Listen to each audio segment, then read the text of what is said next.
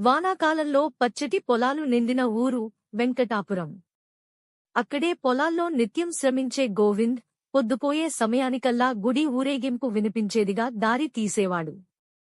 ఒకరోజు మాధవి గుడిలో కీర్తన పాడుతోంది. స్వరం విన్న గోవింద్ ఆవేశంతో ఆగిపోయాడు. మొదట పరిచయం లేదు, మాటలు లేవు, కాని రోజూ మాధవి పాటలు పాడే సమయానికే గోవింద్ రావటం మొదలుపెట్టాడు.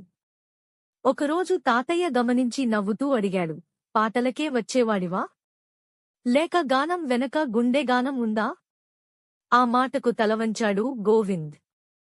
చివరికి ఒక ఉగాది రోజున మాధవి గుడిలో హరివిల్లు రంగు పూలతో అలంకరణ చేసింది. ఆ రోజు గోవింద్ సొంతంగా తన చేతితో తయారుచేసిన చిన్న పంట పూదోటను మాధవికి ఇచ్చాడు.